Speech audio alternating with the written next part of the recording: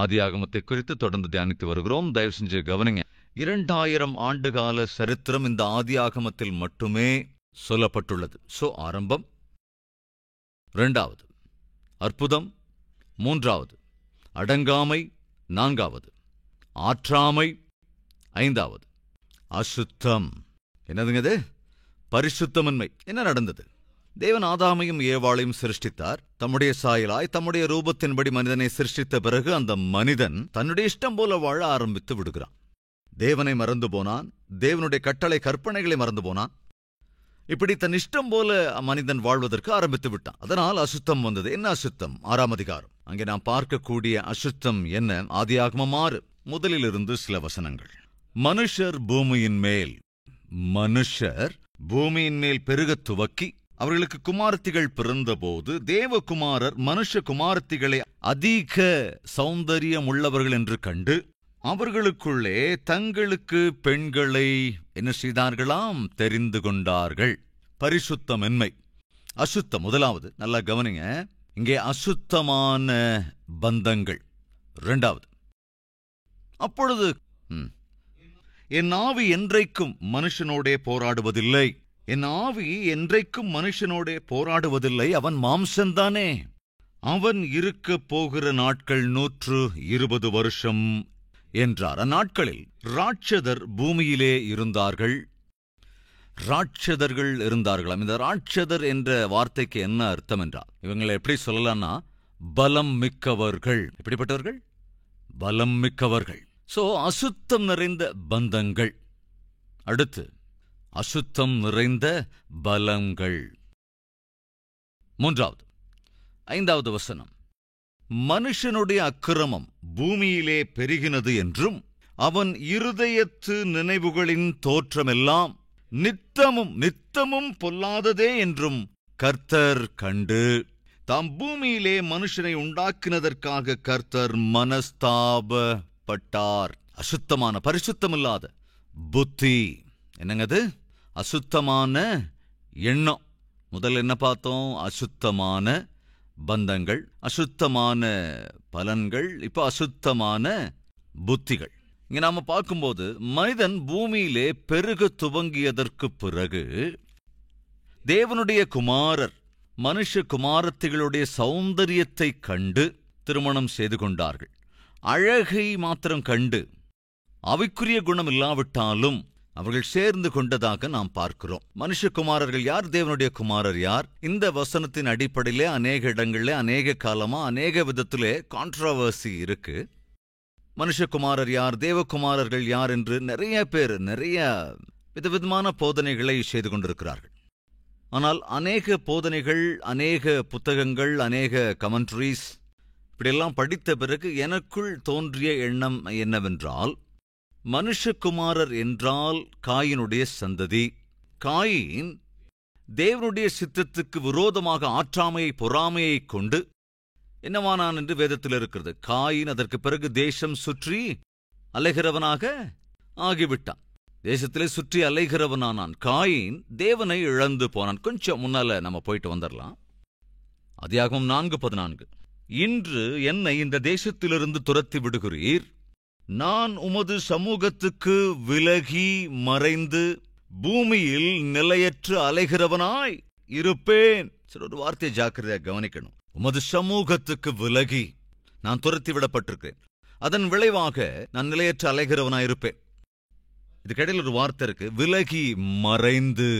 இதில் நாம் என்ன புரிஞ்சுக்கணும்னா, தேவனுடைய சமூகத்துக்கு வராதவர்கள் எப்படி இருக்கின்றார்கள் என்றால் மறைந்திருப்பார்கள். அவர்களுக்குள் துக்கம் இருக்கும், பயமும் இருக்கும், எந்த ஒரு இலக்குமற்ற வாழ்க்கையாக இருக்கும். ஆண்டவரே, நான் செய்த பாவத்தினாலே உம்முடைய சன்னதியை நான் இழந்துவிட்டேன். எஸ், காயின் தேவனுடைய சந்நிதியை இழந்து போனான். அதன் விளைவாக மறைந்து துக்கத்தையும் பயத்தையும் அடைந்த எந்த இலக்குமற்றவனாக வாழ்க்கையை அவன் தேடிக்கொண்டான். எனவே அன்பு சகோதர சகோதரிகளே, தேவ சமூகத்தை என்னைக்கும் அலட்சியம் பண்ணிடாதீங்க. பைபிள் சொல்லுகிறது, அவருடைய வருகை சமீபமாய் இருப்பதினாலே நீங்கள் அதிகமாய் சங்கமாக சபையாக கூடுங்கள் என்று.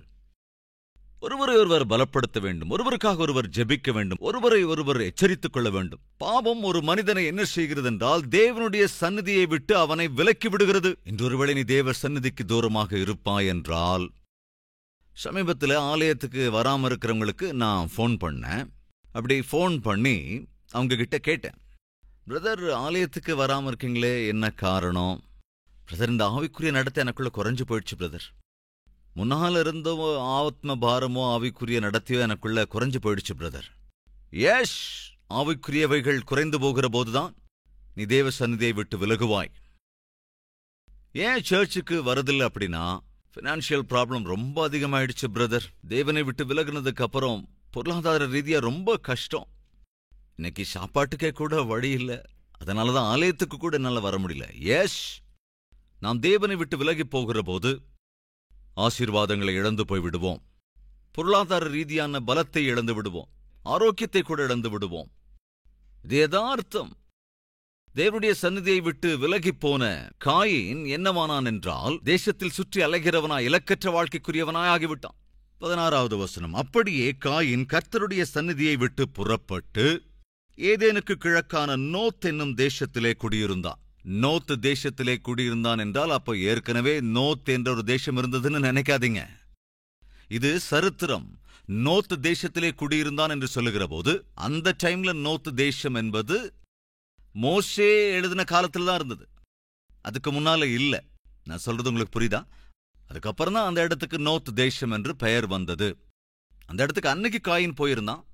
காயின் குடும்பம், திரும்ப உங்களுக்கு கேள்வி வரும், காயினுக்கு குடும்பம் எங்கிருந்து வந்ததுன்னு.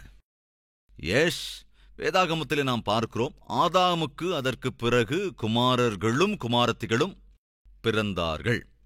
நாட்களிலே ஆதாமிலிருந்து வந்த குமாரத்திகள் தான், அதாவது காயினுக்கும் ஆதாமுக்கும் ஏவாளுக்கும் பிறந்த மகளுக்கும் தான் திருமணம் நடந்திருக்க வேண்டும். வேற வழி இல்லைல்லையா? அப்போ வேற சாய்ஸ் இல்லை.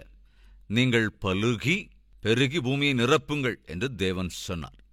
இப்போ தேவனுக்கு ஆதாம் என்ன ஆவான் சொல்லுங்க பார்க்கலாம்? குமாரன். ஏவாள் கூட தேவனுக்கு என்னவா? குமாரத்தி தான். அவங்க 2 பேருக்கும் திருமணம் செஞ்சு வச்சது யாரு? அவங்க 2 பேரும் தேவனுக்கு என்ன முறை? மகன் மகள். இப்படி தேவனே அவர்களை இணைக்கிறார். தயவு செஞ்சு நாம புரிஞ்சுக்கணும், தேவனுடைய திட்டத்திலே ஆதாம் அவருடைய மகனாக, ஏவாள் அவருடைய மகளாக இருந்த போதும் கூட அவங்க 2 பேருக்கும் விவாகம் செய்ய காரணம் என்னவென்றால், இந்த பூமியை நிரப்ப வேண்டும் என்ற நோக்கம். அந்த செயல் திட்டத்திலே அன்று காயினுக்காக வேறே ஸ்திரீ வேறெங்கும் இல்லை என்பதனால் ஆதாம் ஏவாளுக்கு பிறந்த குமாரத்திகளிலே ஒரு குமாரத்தியை காயின் விவாகம் செய்திருந்திருக்க வேண்டும். ஏன்னா வேற சான்ஸ் இல்ல. ஏனென்றால் ஆதாம் ஏவாளை தவிர இந்த பூமியிலே வேறு ஒரு ஜனம் என்பது இல்லை. அதற்கு பிறகுதான் இந்த வரைகள் முறைகள் எல்லாமே வந்திருக்கின்றன. ரைட்? இப்போ ஜாக்கிரதையா கவனிக்கணும். நோத் என்ற தேசம் அதற்கு பிறகுதான் வந்தது. மோசேயின் காலத்தில்தான் அந்த நோத் தேசம் இருந்தது. ஆனால் அந்த நோத் தேசம் எப்படி உருவானது? காயினால் வந்தது. எனவே இப்ப மோசே எழுதுறதுனால நமக்கு புரியணும் அப்படிங்கிறதுக்காக நோத்து தேசத்தில் குடியிருந்தான் என்றால், அன்னைக்கு நோத்து தேசம் இல்ல, ஆனா இன்னைக்கு இருக்குது அப்படிங்கறதால நாம புரிஞ்சுக்கிறதுக்காக அது எழுதப்பட்டிருக்கிறது. அத புரிஞ்சுக்கணும். ரைட்? இப்ப இன்னும் கொஞ்சம் முன்னால போலாம். சோ காயின் பூமியில் அலைந்து திரிகிறவனானான். அந்த ஆற்றாமை, பொறாமை அவனை தேசத்தில் அலைகிறவனாக்கிற்று. அப்படி அவன் போய் தன் இஷ்டம் போல வாழ ஆரம்பித்து விட்டான். தேவனையும் விட்டு விலகி போய்விட்டான். இப்ப கவனிங்க, தேவனை விட்டு விலகி போன காயினும் காயினுடைய சந்ததியும் தேவனுக்கு நெருக்கமாக வாழுகிற சேத். இந்த சேத் யார்? தேவன் ஆபேலுக்கு பதிலாக அருளிச் செய்த குமாரன். அந்த சேத் இந்த பூமியிலே பிறந்த போது ஜெபம் என்பது ஆரம்பமாயிற்று. வாசிக்கிறேன், 4வது அதிகாரம் 25வது வசனம். பின்னும் ஆதாம் தன் மனைவியை அறிந்தான், அவள் ஒரு குமாரனை பெற்று, காயின் கொலை செய்த ஆபேலுக்கு பதிலாக தேவன் எனக்கு வேறொரு புத்திரனை கொடுத்தார் என்று சொல்லி அவனுக்கு சேத் என்று பெயரிட்டாள். 26வது வசனம். சேத்துக்கும் ஒரு குமாரன் பிறந்தான், அவனுக்கு ஏனோஷ் என்று பெயரிட்டான். அப்பொழுது மனுஷர் கர்த்தருடைய நாமத்தை தொழுது கொள்ள ஆரம்பித்தார்கள். எனவே சேத் மூலமாக தேவனிடத்திலே தொழுது கொள்ள ஆரம்பிக்கிற, ஜெபிக்கிற ஒரு கூட்டம் வந்தது. அது ஆவிக்குரிய கூட்டம். காயினுக்கு மனைவி எங்கிருந்து வந்தாள்? ஆதாமுக்கு மகள்கள் இல்லை அல்லவா என்ற கேள்வி உங்களுக்கு எழலாம். வாசிக்கிறேன். 5வது அதிகாரம் 4வது வசனம். ஆதாம் சேத்தை பெற்றபின் 800 வருஷம் உயிரோடு இருந்து குமாரரையும் குமாரத்திகளையும் பெற்றான். ஆதாமுக்கு மகள்கள் இருந்தாங்களா இல்லையா? சொல்லுங்களேன். இருந்தாங்க. நாம தெரிஞ்சு வச்சுக்கிட்டது என்ன? ஆதாம் காயினை பெற்றான், ஆபேலை பெற்றான், பிறகு சேத்துவை பெற்றான். அதைத்தான் நம்ம பேசிக்கிட்டே இருப்போம். குமாரத்திகள் பிறந்ததை சாதாரணமா பேச மாட்டோம். ஆனா உண்மையில ஆதாமும் ஏவாளும் அவர்களுக்கு பிறகு குமாரர்களையும் பெற்றார்கள், குமாரத்திகளையும் கூட பெற்றார்கள். அந்நாளிலே வேறே மார்க்கம், வேறே மனிதர்கள், வேறு கூட்டம் அங்கே இல்லாததுனாலே, வேறு ஸ்திரீகள் இல்லாததுனாலே ஆதாமின் குமாரர்களும் அதேபோல ஆதாமின் குமாரத்திகளும் அந்நாட்களிலே குடும்பமாக அல்லது குடும்பத்தை ஏற்படுத்திக் கொள்வதற்காக, பிள்ளைகளை பெறுவதற்காக குடும்பமாக ஏற்படுத்தப்பட்டதை இந்த வசனங்கள் மூலமாக நாம் அறிந்து கொள்ள முடிகிறது. இப்போ நான் அந்த இடத்துக்கே வந்துடுறேன். பரிசுத்தமற்ற பந்தங்கள். காயினுடைய சந்ததி பாவம் நிறைந்த சந்ததி. சேத்தின் சந்ததி ஆவிக்குரிய சந்ததி. ஆவிக்குரியவர்கள் ஆவிக்குரியவர்களைத்தான் மணம் செய்து கொள்ள வேண்டும். ஆனால் என்ன நடந்திருந்தது? ஆவிக்குரிய சந்ததியான சேத்தின் சந்ததி ஆவிக்குரியவர்களாக இல்லாத காயின் சந்ததியோடு கூட பந்தத்தை ஏற்படுத்தி கொண்டார்கள். அதன் விளைவாக அந்த விவாக பந்தம் என்பதே அசுத்தமானதாகிவிட்டது. பரிசுத்தமற்ற பந்தங்கள் ஒன்று சேரும் என்றால் அந்த பந்தம் பரிசுத்தமற்றவைகளைத்தான் தொடர்கிறதா இருக்கும். நல்லா கவனிங்க. அந்த பரிசுத்தமற்ற பந்தங்களினாலே பரிசுத்தமின்மையும் அசுத்தமும் இன்னும் பெருகியது. ஆவிக்குரிய தகப்பன்மார், தாய்மார் உங்கள் பிள்ளைகளுக்கு வார்த்தையின் அடிப்படையிலான விவாக பந்தத்தைத்தான் கொண்டு வர வேண்டும். விசுவாசியின் ஒரு விசுவாசியைத்தான் திருமணம் செய்ய வேண்டும். அதை விட்டுவிட்டு குலத்தம் என்றோ அல்லது வரதட்சணைக்காகவோ அல்லது கலரை கண்டோ, நல்லா கவனிங்க என்ன நடந்தது. கலரைத்தான் பார்த்திருக்காங்க. பாருங்க அங்க என்ன இருக்குன்னு.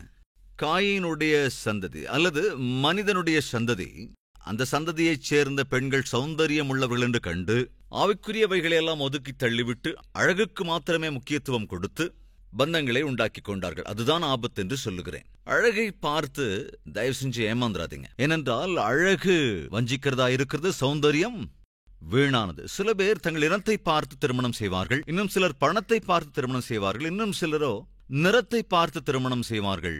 அப்படிப்பட்ட பந்தங்கள் நிலைநிற்கவே நிலைநிற்காது. இங்கே நாம பார்க்கிறோம், அவர்கள் பலாத்காரம் உள்ளவர்கள். அதாவது பலவந்தமாக தாங்கள் நினைப்பதை சாதிக்கிறவர்கள். இன்னைக்கு அப்படிப்பட்டவங்க இருக்காங்க தானே. சில கணவன்மாரை பார்த்திருக்கிறோம், தங்களுடைய பலத்தை பயன்படுத்தி மனைவியை சம்மதிக்க வைக்க முயற்சிப்பார்கள்.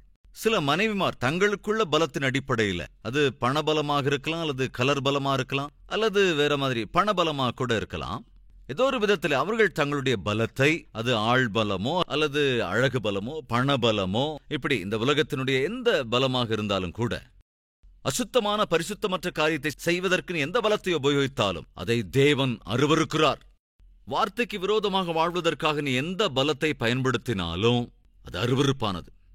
அந்நாளிலே அவர்களுடைய பந்தங்களிலே அசுத்தம் நிறைந்திருந்தது, பலத்திலும் அசுத்தம் இருந்தது.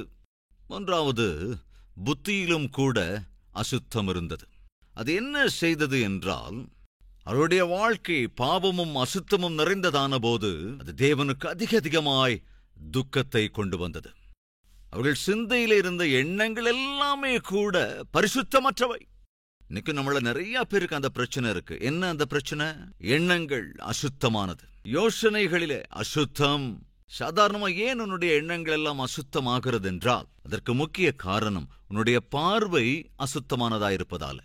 உன்னுடைய பார்வை அசுத்தமாயிருக்கும் என்றால் உன்னுடைய எண்ணங்களும் கட்டாயம் அசுத்தமா தான் இருக்கும். நீ என்னத்தை எண்ணுகிறாயோ அதைத்தான் செயலில் காட்ட முயற்சிப்பாய். நீ எவைகளை செய்கிறாயோ அதற்கு நீ பழக்கப்பட்டு விடுவாய். எவைகளுக்கு நீ பழக்கப்படுகிறாயோ அவைகளுக்கு நீ அடிமையும் ஆவாய். எவைகளுக்கு நீ அடிமையாகிறாயோ அவைகளால் நீ கட்டப்பட்டு விடுவாய். எவற்றால் நீ கட்டப்படுகிறாயோ அவைகளே உன்னை நரகத்துக்கும் கொண்டு போய்விடும். என்ன புரிந்து கொள்ள வேண்டும்? நீ எதை பார்க்கிறாயோ அதை குறித்துத்தான் சிந்திப்பாய். எனவே சகோதர சகோதரிகளே, தம்பிமார், தங்கைமார், கவனிங்க, ஜாக்கிரதை. நீங்கள் எதை பார்க்கிறீர்களோ அதுவே உங்களுக்கான தூண்டிலாய் மாறிவிடும். எதை பார்க்கிறீர்களோ அதை குறித்தே சிந்திப்பீர்கள். எதை குறித்து சிந்திக்கிறீர்களோ அதையே செய்ய முயற்சி செய்வீர்கள். எதை செய்கிறீர்களோ அதற்கு பழக்கப்பட்டு விடுவீர்கள். எதற்கு நீங்கள் பழக்கமாகிறீர்களோ அதற்கு நீங்கள் அடிமையாவீர்கள். எதற்கு அடிமையாவீர்களோ அதனால் நீங்கள் கட்டுப்படுவீர்கள். எனவே ஜாக்கிரதை. நீ எவைகளை பார்க்கிறாயோ ஜாக்கிரதை. உன்னுடைய பார்வை சரியாக இல்லாததினாலே உன்னுடைய சிந்தை கெட்டுப்போகிறது. உன்னுடைய எண்ணங்கள் கெட்டுப் போய்விடுகிறது. விபச்சாரம் செய்யக்கூடாது என்று அறிந்திருக்கிறீர்களே. ஒரு ஸ்திரீயை இச்சையோடு பார்க்கிற எவனும் தன் இருதயத்திலே அவளோடு விபச்சாரம் செய்தாயிற்று என்று தேவன் சொல்லுகிறார். அதாவது செயலின் அடிப்படையிலே நீ விபச்சாரம் செய்தால்தான் பாவம் என்று நினைக்கிறாயே தவிர, உனக்கு அந்த எண்ணம் இருந்தாலே போதும், அந்த அந்த பார்வை உனக்கு இருந்தாலே போதும், விபச்சாரம் செய்தது போல்தான் என்று வேதம் சொல்லுகிறது. அப்படின்னா இன்னைக்கு நம்மள எத்தனை பேர் சிந்தையிலே கெடுக்கிறார்கள், பார்வையிலே கெட்டுக்கொண்டிருக்கிறார்கள், நடவடிக்கைகளிலே கெட்டுக்கொண்டிருக்கிறார்கள்.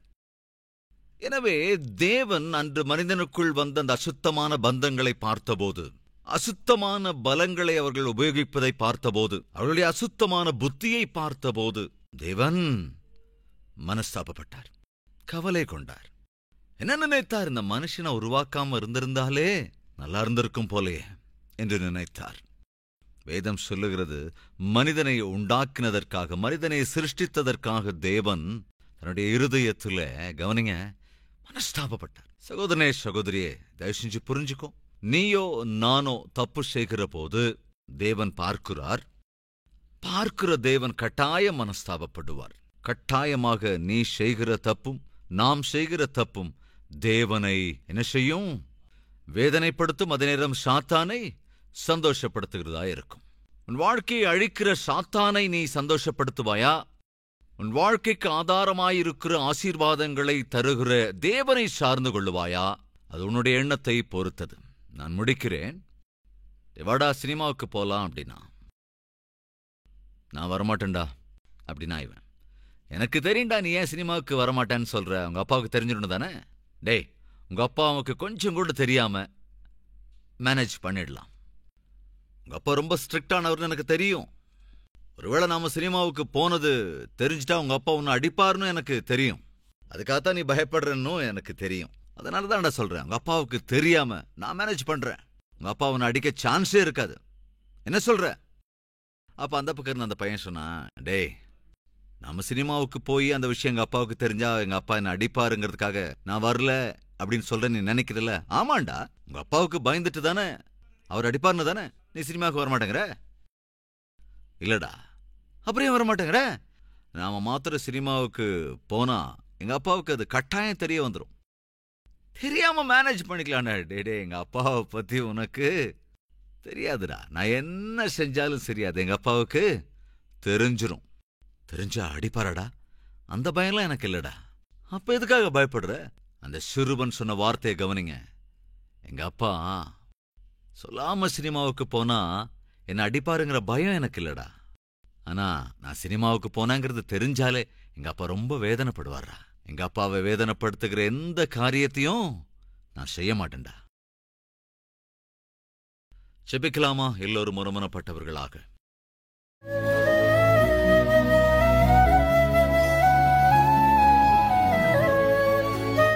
மகா பரிசுத்தமும் அன்பும் நிறைந்த பிதாவே, ஆரம்பத்தை குறித்து, அற்புதத்தை குறித்து, அடங்காமையை குறித்து, ஆற்றாமையை குறித்து, அசுத்தத்தை குறித்து, அதேபோல அந்தத்தை குறித்து தெளிவாய் திட்டவட்டமாய் எங்களோடு இன்றும் பேசியிருக்கிறீர். ஆண்டவரே, இன்று கேட்ட உம்முடைய வார்த்தைகள் மூலமாக எங்கெங்கெல்லாம் எங்கள் வாழ்க்கையை சரி செய்ய வேண்டும் என்று நீர் ஆசைப்படுகிறீரோ அந்த இடங்களில் எங்கள் வாழ்க்கையை சரி செய்து கொள்கிறோம் அப்பா. அடங்காமை, கீழ்ப்படியாமை, ஆண்டவரே, அது சிறிய விஷயமாயிருந்தாலும் பெரிய விஷயமாக இருந்தாலும் அடங்காமை அடங்காமைதான், பரிசுத்தமின்மை பரிசுத்தமின்மைதான், ஆற்றாமை ஆற்றாமைதான். இவளுக்கு எங்கள் வாழ்க்கையில் இடமில்லாதபடி செய்யுங்கப்பா. உம்முடைய மகா இரக்கத்தையும் கிருபையையும் எப்பொழுதும் அனுபவித்துக் கொண்டிருக்கிற நாங்கள் உம்மை சந்தோஷப்படுத்துகிற விதத்திலே நடந்து கொள்கிற கிருபை அருளுங்கப்பா. நாங்கள் தப்பு செய்கிற ஒவ்வொரு முறையும் உம்மை பாடுபடுத்துகிறோம், உம்மை காயப்படுத்துகிறோம், உம்மை துக்கப்படுத்துகிறோம். உம்மை வேதனைப்படுத்தி நாங்கள் எதையுமே சாதிக்க முடியாது. எனவே ஒரு கால் உம்மை வேதனைப்படுத்தாத வாழ்க்கை எனக்கும் எங்களுக்கும் அருளிச் செய்யுங்க. எப்போதும் உம்மை சந்தோஷப்படுத்துகிற அற்புதமான ஆவிக்குரிய வாழ்க்கை எங்களுக்கு அருளுங்க ராஜா. அசுத்தமோ அகந்தையோ ஆற்றாமையோ ஆண்டவரே ஒரு காலம் எங்களுக்குள் இருக்கவே கூடாதப்பா. நாங்கள் பரிசுத்தமாக்கப்பட்டு ஜெபிக்கும் போது எங்கள் ஜெபம் உம்முடைய சன்னதியை எட்டும். அந்த எட்டுகிற ஜெபம் உம்மிடத்திலிருந்து எங்களுக்கு ஏற்ற பதிலை கொண்டு வரும். எனவே எங்களை பரிசுத்தமாக்குவதற்கு எங்களை உம்முடைய கரத்திலே அர்ப்பணிக்கிறோம். உம்முடைய மேலான இரத்தத்தினால் எங்கள் ஆவி ஆத்மா சரீரத்தை பரிசுத்தமாக்கி பரிசுத்தர்களாய் எங்களை மாற்றி எங்கள் வாழ்க்கையில் எவைகளெல்லாம் அசாத்தியமானவைகளாய் இருக்கிறதோ அவைகளெல்லாம் சாத்தியமாக்குகிற மகா கிருபையை உம்முடைய மேலான இரக்கத்தை எங்கள் எல்லோருக்கும் அருளி செய்ய வேண்டும் என்றும் இயேசு கிறிஸ்துவின் நாமத்தில் வேண்டிக் கொள்கிறோம் பிதாவே, ஆமென். எங்கள் முகவரி கல்வரி, தபால் பெட்டி எண் 30, குக்கட்பள்ளி, ஹைதராபாத் 72.